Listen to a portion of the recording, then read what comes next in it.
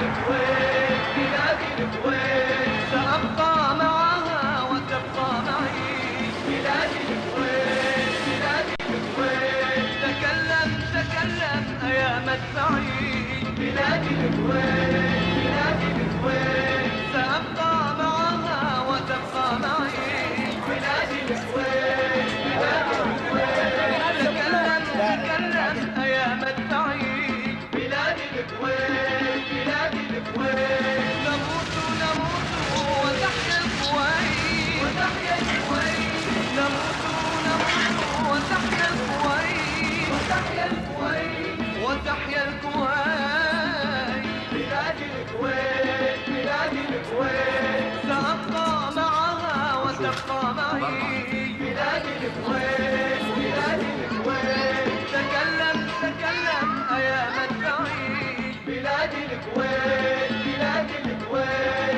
نموت نموت وتحيا الكويت وتحيا الكويت نموت نموت وتحيا الكويت وتحيا الكويت وتحيا الكويت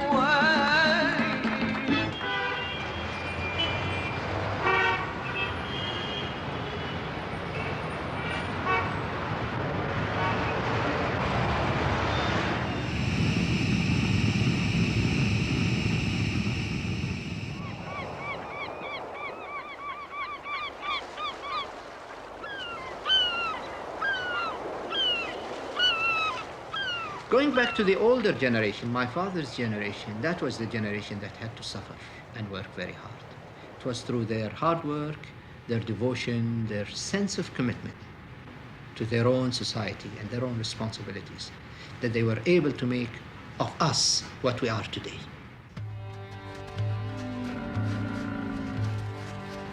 And I recall myself as a child that the changes that have taken place in Kuwait, whether physically or in attitudes, are so dramatic. Yet at the same time, without us letting go, shall we say, our traditions, or let go completely our own background.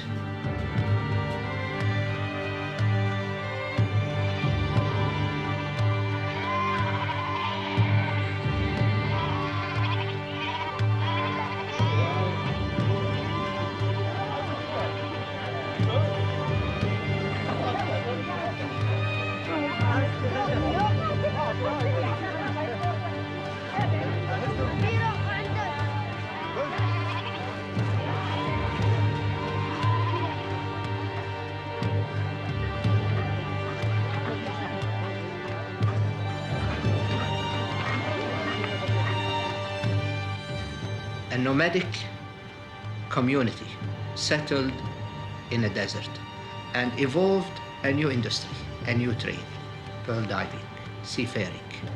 This was a dramatic adjustment for nomadic tribes from the desert to become people very much involved with the sea.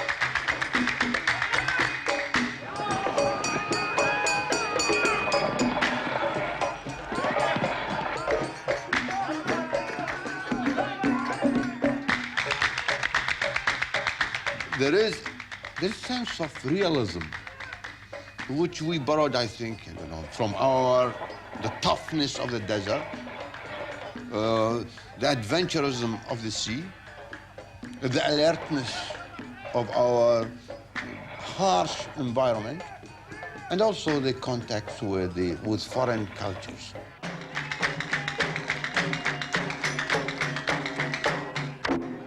And where we anchored, we benefited. And definitely, We benefited from the cultural and the practical, never the political. The Kuwaiti songs and folkloric performances is African. This is either sea-oriented, African imported, or Indian inspired. You find this amalgamation of this Indian imprint plus African imprint plus also the dialogue or monologue with the sea, with the invisible, with the monstrous darkness of tomorrow.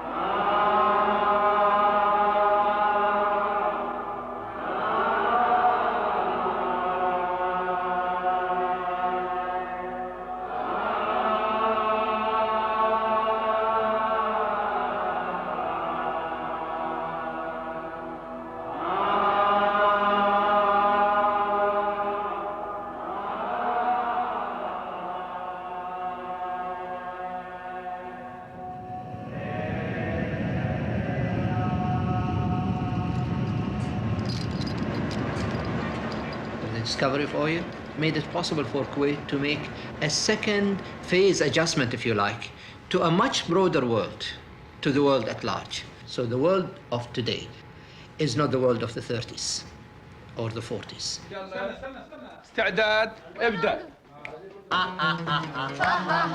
كل يأكل كل يأكل كل يشرب كل يشرب كل يأكل كل يأكل كل يشرب كل يشرب في الأكل حياة الإنسان كل يأكل كل يأكل كل يشرب كل يشرب بالشرب يروى العطشان. We emphasized right from the very beginning that our best investment should be in the individual.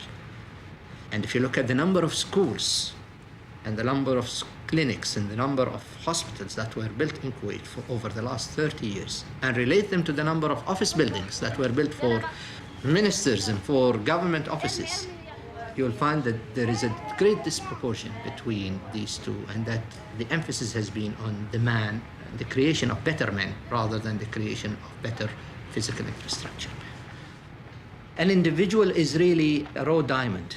It might have some value, but the greatest value it has is when it is polished, and education is the polishing process.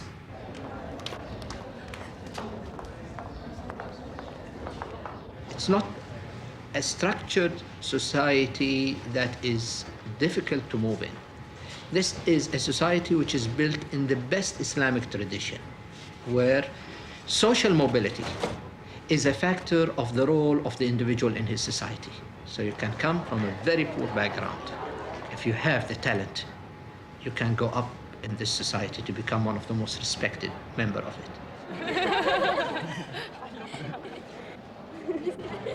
I believe that the best educational institutions around the world are for mankind at large. And I would very much like to see Kuwait University a host, as it is today, to students from many nationalities, and that we excel in certain areas where people come from other parts of the world to conduct their research there. We didn't have any contact with Syria or with Egypt until the late 40s, when there was an urgent need for expansion in education. Now, we had only one school.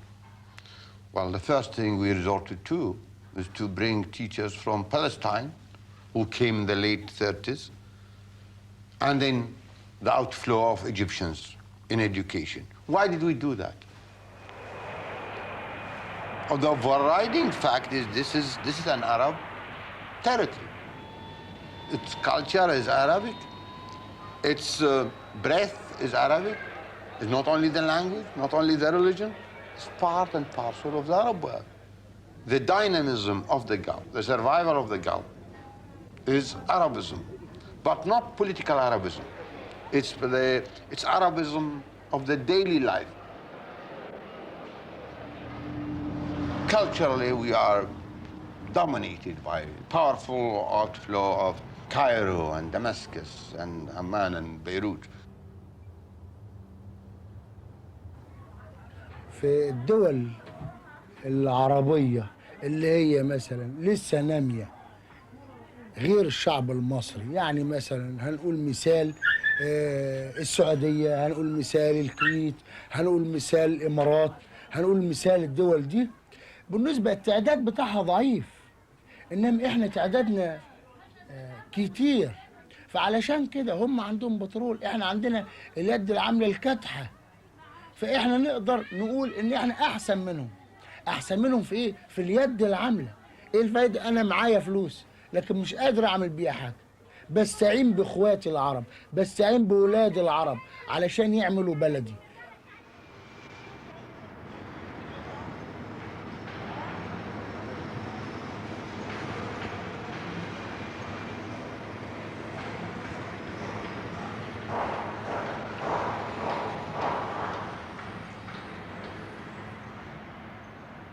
We are very, very proud of our parliamentary system. Kuwait got independence in 1961.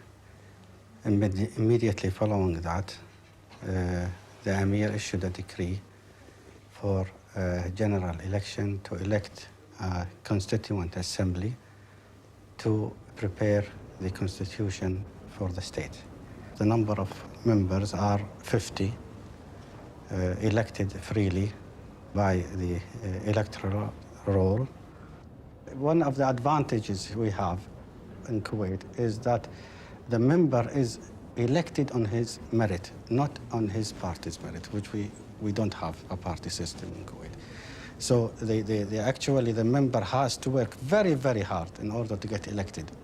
We also publish in the official gazette all the proceedings, word for word, every word said in the assembly. It's published and it is sold in the bookshops and distributed to all ministries and everything. And the freedom not only extends to journalism, but also to the rights of individuals. Our first problem as a woman in Arab world, and Muslim countries, I think, is that we don't know our legal rights. And that's very dangerous, because if you don't know your right, especially your legal right, I don't think you can know how to protect yourself. And that is the thing, because women are not been participating, in fact, in process of making law or enacting legislation. It was very difficult for me to be a lecturer in law, because I was the first one as a woman in law faculty and Sharia. And then to be a dean, I think it was too much for them, but it wasn't for me too much. Okay. If it is a sterile, don't touch it, okay? Right. Most of the women in Kuwait are working, They are doing very well now in Kuwait. I don't think there's any difficulty. She had an evacuation under general anesthesia, and she's... Although many Arab women, especially in the Gulf region, are not being educated. For instance, my own mother, she can't read and write, she's illiterate completely. And my mother contributed a lot, in fact, in pushing me to go to school. As you know, many Arab family, the mother, she's the one, she's the one and the most important person in that society. Although she doesn't go outside the house, but still she's the one to decide everything. In Kuwait, you had only 2 daily newspapers. On 1961, it started. One of it was published, it was daily, but it was published twice per week, and it was printed in Beirut and brought to Kuwait by airplane. Then, on 1962, they had their own press, and they started to have a daily of 6 pages only. Who is my reader? Maybe if I were in Lebanon or in London or in Washington, I will speak in Washington to the Americans, in Lebanon to the Lebanese, in Cairo to the Egyptians. The hardest part of our work in Kuwait is our audience. That is, our audience is a foreign media. It's many groups. You have to speak to the Palestinians, to the Egyptians, to the Kuwaitis, to the Iraqis, to the Syrians. And also, at the same time, you have to keep that harmony in your paper amongst all of those people in. You know, Kuwait, the majority are non-Kuwaitis.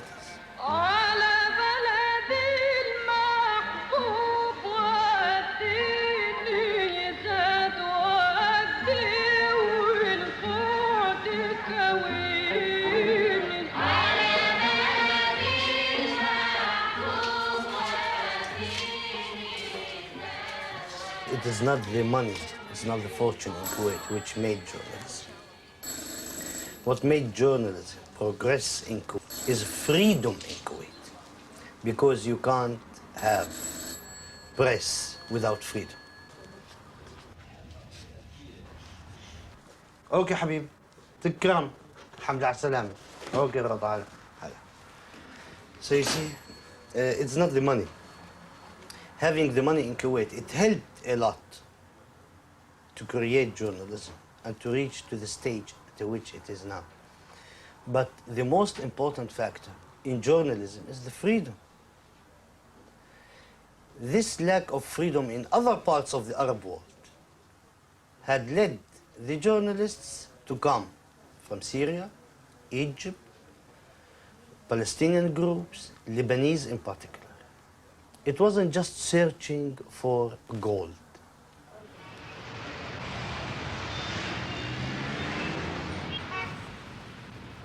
But what happens if you run out of money? What happens when you run out of oil? What happens if oil loses its importance? A lot of people say Kuwait or other oil-producing countries are very rich, and they are richer than developed countries. They are not. Because other countries, the industrial countries and developed countries, are rich because they are producing industrial goods, consumer goods, what have you. And to live off just one single resource that you get off the ground and you're going to lose it forever, once you get it out of the ground, you're going to lose it forever, is not an indication of productive, developed society. Any development process cannot succeed if you don't have an indigenous scientific capabilities. One knew already that oil was a major industry going to be in Kuwait, and surely one knew that any R&D institution established in Kuwait must play a strong role in the oil industry, but it was not limited when it was conceived. For example, when they started the institute, they did a lot of good work on the classification of desert plants that are naturally available in this environment. They did a lot of work on the fishes of Kuwait, studying them, classifying them, which was a very good database for the later work on fish culture and mariculture that the Institute is doing. What we're trying to do here is trying to, first of all, revitalize applied research and get the idea of research accepted by the society. For example, you want to harness solar energy for electricity generation. You have a specific objective in mind. It would be unrealistic to expect that we're going to make our own contribution independent of the scientific and technological capabilities that have been developed somewhere else, and it would be a shame to do that because we would be losing so much. We would have to duplicate so much of the work that has already been done. But we feel that the natural process is to absorb the technology and adapt it to our needs, and slowly, slowly, we will start making our own contribution. This is the natural process.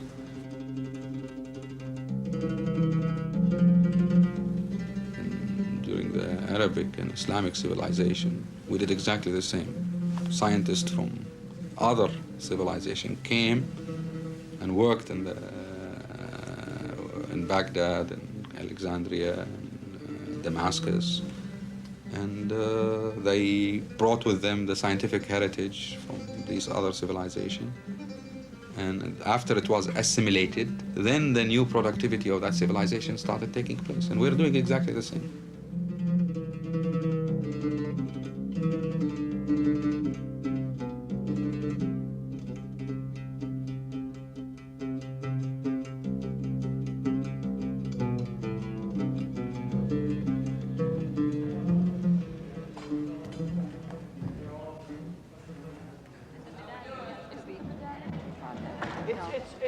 Perfect now, Manuel. Absolutely in the middle. Very good. Yeah, if you could do, that would be nice. Don't touch it. I think so. Yeah, it will.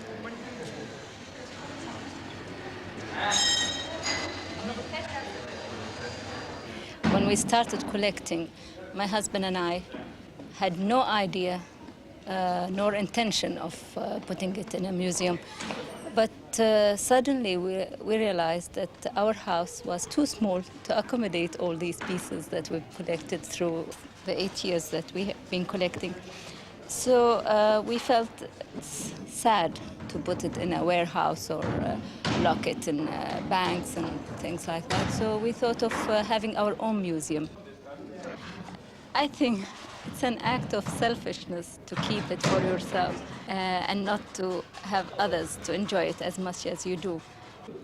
This is one of the main reasons why this collection is housed in this museum, is to introduce people to our lost heritage. I mean, we're trying to get these pieces closer to the place where they originally generated.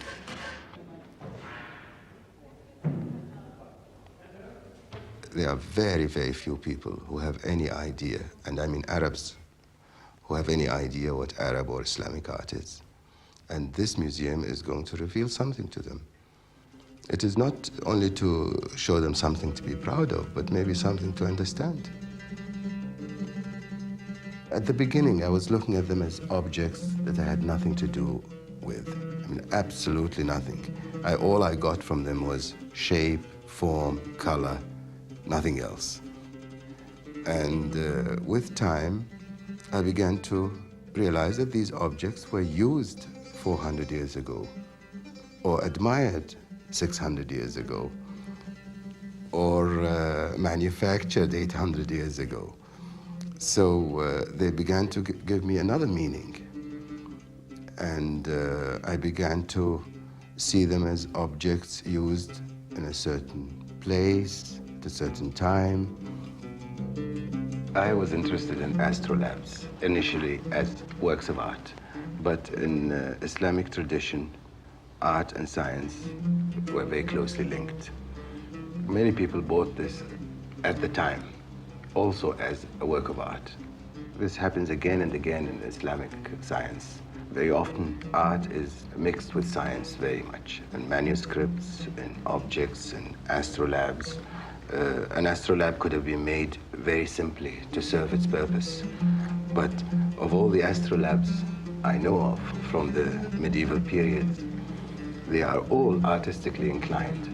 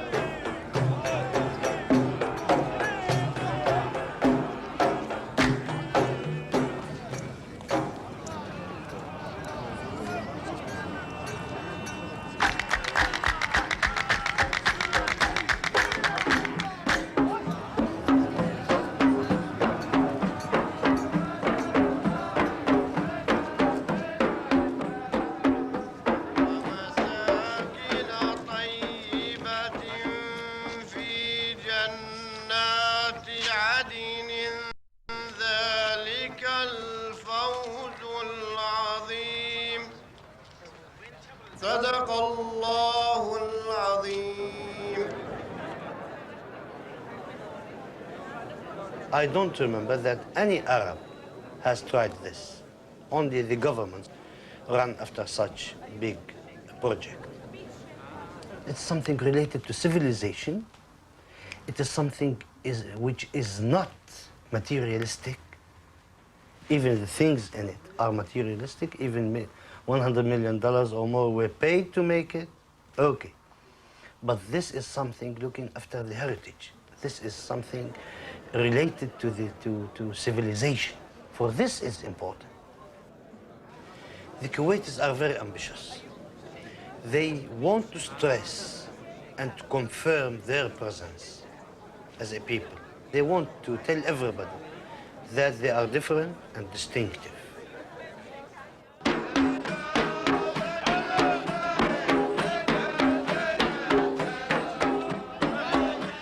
Today, a Kuwaiti is a citizen of the world.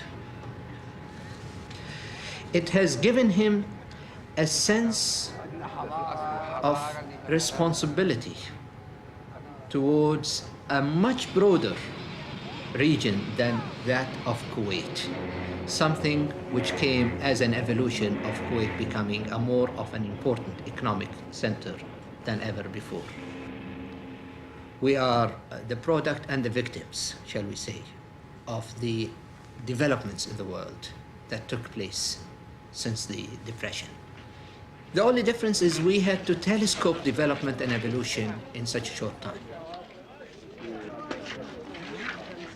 All the world is intertwined in this global structure through the World Bank and also through financial institutions, and also through the outflow and inflow of trade.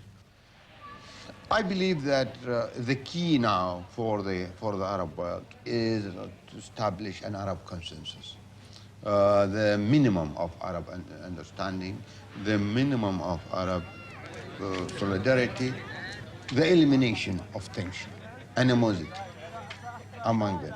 That's what bothers me. How can we preserve our culture, heritage, the Arabic heritage of the Gulf, and character, and also with all its shortcomings, with the need for this inflow of foreign labor, foreign muscles? I think if I have to choose between priorities and make a set of priorities, the overriding thing for me is Arab culture, Arab heritage, Arab personality of the Gulf, the characteristics of the Gulf, the Gulfness of the Gulf, the preservation of what we were, what we are, and what we look for. Oh,